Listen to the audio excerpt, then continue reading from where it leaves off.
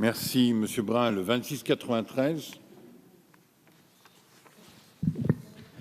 Merci, Monsieur le Président. Je vous propose de m'accorder le temps nécessaire dans cette mini-discussion générale. Parce que derrière, j'ai plus de 15 amendements. Je pourrais comme ça les défendre d'un mot, défendu. Je vous échange 5 minutes de propos contre 30 minutes. Non, pas 5 minutes, mais un peu plus. Je pense que vous serez preneur. Sinon, après, moi, je vais prendre 2 minutes par amendement et ça me fera temps. Non, mais Monsieur Brun, vous êtes en train de perdre déjà 30 secondes, là.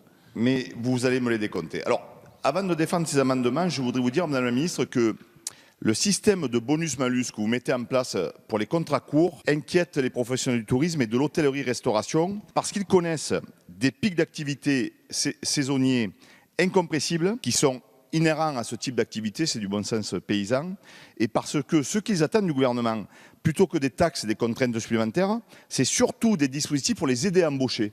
Je rappellerai que dans l'hôtellerie-restauration, il y a plus de 100 000 postes à pourvoir, et que c'est un vrai casse-tête au quotidien pour ces TPE et ces PME. Ça devrait être la priorité du gouvernement dans ce secteur et bien d'autres. Je voulais dire aussi, Monsieur le Président, que j'ai entendu beaucoup de bêtises ce matin sur la TVA à taux réduit sur la restauration. Alors, oubli ou volonté délibérée de nuire, personne n'a souligné que ce dispositif a permis de revisiter les grilles salariales et a permis d'investir pour mettre aux normes nombre d'établissements familiaux notamment.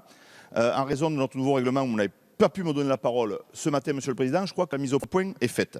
Et s'agissant de ces amendements, je pense qu'il faut d'abord savoir faire la différence entre la bonne utilisation et le recours excessif des CDD d'usage.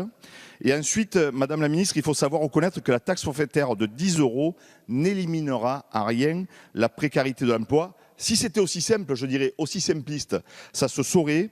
Et enfin, pour aller droit au but, Monsieur le Président, sur le terrain, vous le savez, on n'en peut plus des taxes. Voilà pourquoi ces amendements proposent de les supprimer dans différents secteurs d'activité, et notamment dans le secteur de l'enseignement supérieur, où les contrats courts permettent aux professionnels, sur des séquences très ciblées, d'apporter leur expérience aux étudiants.